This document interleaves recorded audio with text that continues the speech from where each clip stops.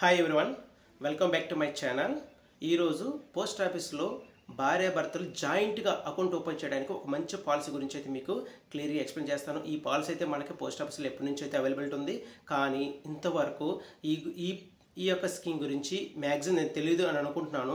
ఎందుకంటే నేను చాలా దగ్గర చూశాను, కానీ అందరూ post office endowment designs single అకౌంట్కి సంబంధించిన ఓపెన్ చేశారు. సో ఇందులో పోస్ట్ ఆఫీస్లో కూడా వైఫ్ అండ్ హస్బెండ్కి జాయింట్ మీద అకౌంట్ ఓపెన్ చేసుకోవచ్చు. దీంట్లో ఇంకొక బెనిఫిట్ ఏంటంటే, మీరు ఇద్దరు జాయింట్తో అకౌంట్ ఓపెన్ చేసినా ఒకరి ప్రీమియం కడతారు, ఇద్దరికి బీమా అనేది వర్తిస్తుంది. బాగా గుర్తుపెట్టుకుంటే ఇద్దరికి బీమా వర్తిస్తుంది అనమాట. సపోజ్ మెయిన్ హోల్డర్ చనిపోయినా స్పౌస్కి నెక్స్ట్ ఉన్న హోల్డర్కి ఈ యొక్క బీమా అనేది వర్తిస్తుంది. లేదా తర్వాత ముందున్న చనిపోయినా కూడా మిగతా వాళ్ళకి కూడా బీమా అనేది వర్తిస్తుంది. మామూలుగా నార్మల్గా మనం ఏదైనా ఒక స్కీమ్ అప్లై చేసినప్పుడు ఒకటి సేవింగ్కి దానికి దానికి సంబంధించిన వడ్డీ అయితే వస్తారు. లేదా కొన్ని స్కీమ్స్కి అయితే ఓన్లీ సేవింగ్ ప్లస్ వడ్డీ, ఇన్సూరెన్స్ అయితే ఉండదు. కానీ ఈ స్కీమ్లో మనం సేవ్ చేసుకోవచ్చు. సపోజ్ మనము మెచ్యూరిటీ అయ్యే వరకు మనం కానీ లైవ్గా ఉంటే, సపోజ్ మనకి మెచ్యూరిటీ అమౌంట్ బోనస్ ప్లస్ మనకి కట్టిన డబ్బులు రెండు వస్తాయి. సపోజ్ మధ్యలో ఏదైనా జరిగితే మనకనేది బీమా అనేది వర్తిస్తుంది. సో అది ఎలా, ఏంటి, ఎవరికి ఎలిజిబిలిటీ, వయసు ఎంత ఉండాలి ఏంటి అనేది ఫర్ ఎగ్జాంపుల్తో కూడా మీకు ఒక 2 ఎగ్జాంపుల్తో కూడా క్లియర్గా ఎక్స్ప్లెయిన్ చేస్తాను. లాస్ట్ వరకు అయితే చూడడానికి ట్రై చేయండి. సో వీడియోలోకి వెళ్ళే ముందర మన ఛానల్ అయితే లైక్ చేయండి. అదేవిధంగా పక్కన ఉన్న హైప్ మీద క్లిక్ చేస్తే ఈ వీడియో అనేది నలుగురు షేర్ అవుతుంది. ప్లీజ్ లైక్ చేయండి, సబ్స్క్రైబ్ చేసుకోండి. ఓకే, ఆలస్యం చేయకుండా మనం అయితే వీడియోలోకి వెళ్ళిపోదాము. సో ముందుగా నేను ఇప్పుడు చెప్పే పాలసీ యొక్క నేమ్ వచ్చి యుగల్ సురక్ష జాయింట్ లైఫ్ ఇన్సూరెన్స్ స్కీమ్ అనమాట. ఇది పిఎల్ఐ అనమాట. సో భార్యాభర్తలో యాక్చువల్గా పోస్టల్ లైఫ్ ఇన్సూరెన్స్ అనేది డిగ్రీ హోల్డర్స్ కానీ అబో ఎంప్లాయీస్ కానీ గవర్నమెంట్ ఎంప్లాయీస్ ప్రైవేట్ ఎంప్లాయీస్కి అయితే ఎలిజిబిలిటీ ఉంది. కానీ భార్యాభర్తల్లో ఒకరికైనా ఎలిజిబిలిటీ పిఎల్ఐ ఉంటే నెక్స్ట్ వాళ్ళు అన్ఎంప్లాయ్ అయినా కూడా వాళ్ళు ఈ యొక్క పాలసీకి ఎలిజిబిలిటీ ఉంటారనమాట. సో ఇద్దరు డిగ్రీ చదవాల్సిన అవసరం లేదు. ఒకరు చదువుకున్నా సరే ఇద్దరికి ఈ యొక్క పాలసీ అనేది వర్తిస్తుంది. సో ఇద్దరికి బీమా వర్తిస్తుంది. కాబట్టి ఎవరైతే ఈ వీడియో చూస్తున్నారో వైఫ్ అండ్ హస్బెండ్ కొత్తగా మ్యారేజ్ అయినా ఆల్రెడీ చేసుకున్న వాళ్ళైనా సరే ఈ యొక్క ఇన్సూరెన్స్ పాలసీ తీసుకోవడానికి ప్రయత్నించండి. చాలా మంచి స్కీము. సపోజ్ దీనికి ఈ స్కీమ్లో చేరడానికి ముఖ్యంగా మనకి ఏమేమి కావాలి, వయసు ఎంత, ఏంటి అనేది ఇప్పుడు మనం క్లియర్గా ఎక్స్ప్లెయిన్ చేసుకుందాము. ఈ యొక్క ఇన్సూరెన్స్లో పాలసీ అప్లై చేయడానికి wife and husband minimum age 21, maximum 45, అంటే 21 నుంచి 45 సంవత్సరం మధ్యలో అయితే ఉండాలి. నెక్స్ట్ ఈ యొక్క టర్మ్ మనమైతే మినిమం 5 years పెట్టుకోవాలి, మ్యాక్సిమం 20 yearsకి ఉంటుంది. అంటే మనం 5 సంవత్సరాల నుంచి 20 సంవత్సరాలు, అంటే 5 సంవత్సరాలు పెట్టుకోవచ్చు, 10 సంవత్సరాలు పెట్టుకోవచ్చు, 20 సంవత్సరాలు పెట్టుకోవచ్చు. అంటే 20 సంవత్సరాల కన్నా మించకూడదు అనమాట. అది మ్యాక్సిమం టర్మ్ వచ్చి 20 సంవత్సరాల పీరియడ్ అనమాట. సో మినిమం పీరియడ్ వచ్చి 5 years. 5 years అబవ్ పెట్టుకోవాలి, 20 years బిలో పెట్టుకోవాలన్నమాట. సపోజ్ మీకు మధ్యలో కానీ ఏదైనా అమౌంట్ అవసరం వచ్చింది, ఆఫ్టర్ 3 years తర్వాత అయితే మనకు ఒక లోన్ ఫెసిలిటీ అయితే ఉంది. సో లోన్ రూపంలో మనం కొంత అమౌంట్ అయితే తీసుకోవచ్చు. లేదు నేను ఈ యొక్క పాలసీని రన్నింగ్ చేయలేకపోతున్నాను, కొంచెం ఫైనాన్షియల్ ప్రాబ్లంగా ఉంది, నా వల్ల కావట్లేదు అనుకుంటే అదే 3 years తర్వాత మీ యొక్క పాలసీ అనేది సరెండర్ చేసుకోవచ్చు. మీరు సరెండర్ చేసుకునేటప్పుడు ఒకటి గమనించుకోండి, సరెండర్ చేయాలనుకుంటే 5 years అబోవ్ చేయండి. సో 3 years పైన అయితే మన ఎలిజిబిలిటీ, అదేంటి 3 సంవత్సరాల తర్వాత ఎలిజిబిలిటీ కదా, మీరైతే 5 years తర్వాత చేసుకోమంటారంటే 3 years తర్వాత కానీ చేసుకుంటే మీకు అమౌంట్ అనేది కొంచెం డిడక్ట్ అయ్యి వస్తుంది. అదే 5 years తర్వాత చేసుకుంటే మీకు ఈ 5 yearsకి వచ్చిన బోనస్ ప్లస్ మీరు కట్టిన అమౌంట్ రెండు కలిపి అందులో డిడక్షన్ అయినా కూడా మీరు కట్టిన అమౌంట్ కన్నా తక్కువ అయితే రాదు, ఎక్కువే వస్తుంది. అదే 3 years తర్వాత చేసుకుంటే మీరు కట్టిన అమౌంట్ కూడా తక్కువ వస్తుంది అనమాట. అందువల్ల మీరు 3 years తర్వాత సరెండర్ చేసుకోవచ్చు. దయచేసి ఈ పాలసీ ఎవరైతే కడుతున్నారో వాళ్ళు మినిమం 5 years అయితే కట్టడానికి ట్రై చేయండి. ఒక 10 years మీరు పాలసీ పెట్టుకున్న 20 years, నేను చెప్పడం ఏంటంటే మ్యాక్సిమం 20 yearsగా పెట్టుకుంటే మీకు మంచి అమౌంట్ అయితే బోనస్ రూపంలో అయితే రావడం జరుగుతుంది. Next death benefit.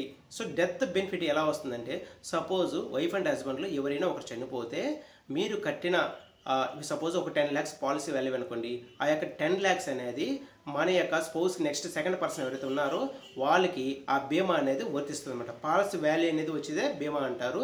మీరు కట్టిన డబ్బులు అనేది మీరు సేవింగ్లో దాచిపెట్టుకుంటారు కదా, ఆ అమౌంట్ రెండు కలిపి ఆ యొక్క నెక్స్ట్ స్పౌస్ ఎవరైతే ఉన్నారో వాళ్ళకి ఈ అమౌంట్ అయితే రావడం, ఈ విధంగా మనకి బీమా అనేది వర్తిస్తుంది. సో ఒకరు చనిపోయినా ఇంకొకరికైతే బీమా అనేది వర్తిస్తుంది. సో ఇందులో మనకి ఇన్కమ్ ట్యాక్స్ సెక్షన్ 80 కింద కూడా మనం ఈ అమౌంట్ అనేది యూజ్ చేసుకోవచ్చు, ట్యాక్స్ కూడా పడదు. ఇప్పుడు ప్రజెంట్ మనకైతే జిఎస్టీ అనేది 0% చేశారు కాబట్టి ఈ యొక్క ఇన్సూరెన్స్కి మీకు జిఎస్టీ అయితే లేదు. ఇప్పుడు మనము ఒక ఎగ్జాంపుల్ అయితే చూద్దాము. సో మీకు ఇందులో మీకు 10 lakhs పాలసీ వాల్యూ చెప్తాను, 20 lakhs పాలసీ వాల్యూ చెప్తాను. మీకు ఇందులో ఏదైతే బెస్ట్ అనిపిస్తుందో అది చూసుకుంటే మీరు 10 lakhs చేయాలనే రూల్ లేదు.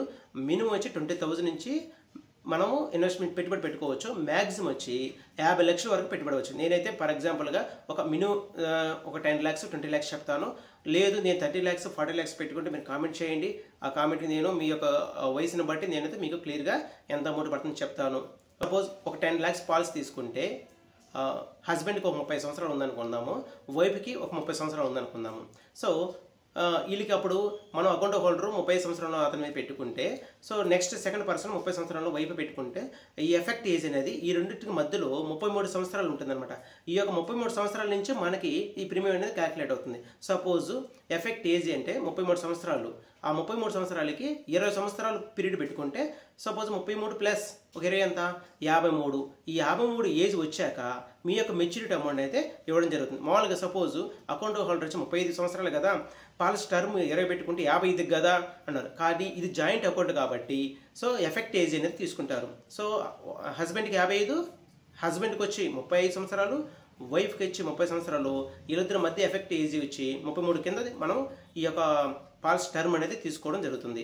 సపోజ్ మీరు 20 సంవత్సరాల పాలసీ తీసుకున్నారు. సో ప్రీమియం అమౌంట్ ఇచ్చి 4,103 రూపాయలు పడుతుంది. 4,103 రూపాయలు పడుతుంది.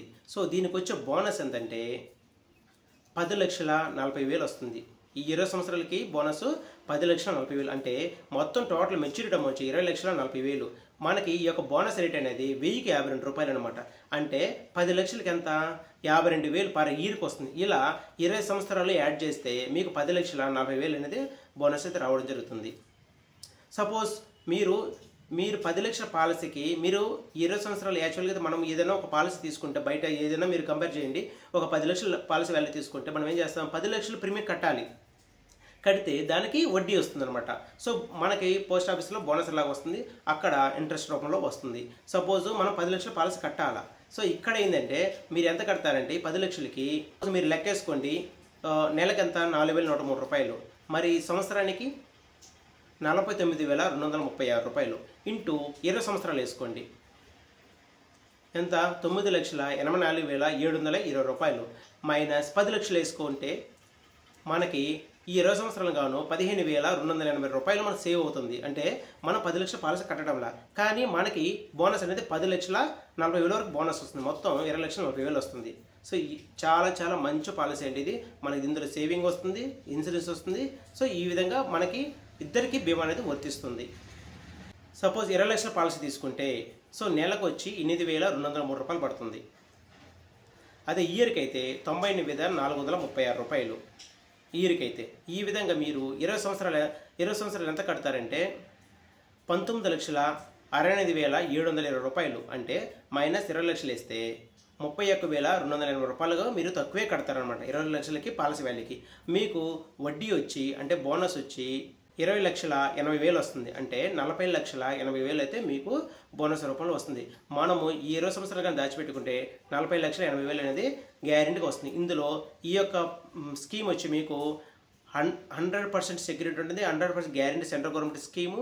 ప్లస్ దీనికి ఎటువంటి రిస్క్ అయితే ఉండదు, ఎటువంటి మార్కెట్ రిస్క్లో కానీ ఎక్కడ కానీ అయితే పెట్టరు. మీకు ఈరోజు ఏదైతే మీకు అమౌంట్ వస్తుందని చెప్తున్నామో మీ మెచ్యూరిటీ తర్వాత అదే అమౌంట్ రావడం జరుగుతుంది. సో ఈ విధంగా మీరు వైఫ్ అండ్ హస్బెండ్ మీద మీరైతే ఒక జాయింట్ అకౌంట్ అయితే ఓపెన్ చేసి, ఎవరికైతే వైఫ్ అండ్ హస్బెండ్ భార్య భర్తల పేరు మీద ఎవరైతే అకౌంట్ ఓపెన్ చేయాలనుకుంటున్నారో అలాంటి వాళ్ళకి ఈ స్కీమ్ అనేది చాలా చాలా బెస్ట్ స్కీమ్ అని చెప్తున్నానండి. ఎందుకంటే మనం బోనస్ అనేది మంచిగా వస్తుంది, ప్లస్ బీమా అనేది వర్తిస్తుంది. మనం మధ్యలో కావాలంటే లోన్ తీసుకోవచ్చు, లేదా ఆపుకోవాలంటే సరెండర్ చేసుకోవచ్చు, డెత్ బెనిఫిట్ ఉంది.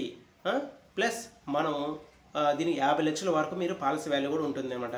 సపోజ్ 50 లక్షల పాలసీ తీసుకున్నారు, ఒక 20 సంవత్సరాలు మీరు టర్మ్ పెట్టుకున్నారు, ఒకవేళ మధ్యలో మనకి ఏదైనా రిస్క్ అయింది, ఆ యొక్క సెకండ్ పర్సన్కి 50 లక్షలు అనేది డెత్ బెనిఫిట్ అనేది విత్ బోనస్తో కూడా మీ ఆ యొక్క నామినీ కాదు స్పౌస్కి అయితే ఇవ్వడం జరుగుతుంది.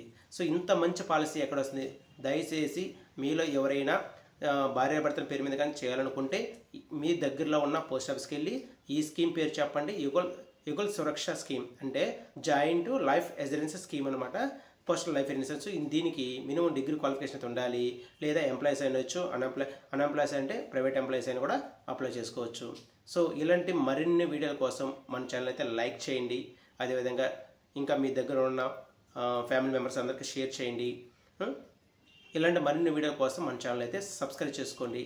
Thank you friends. Thank you for watching this video.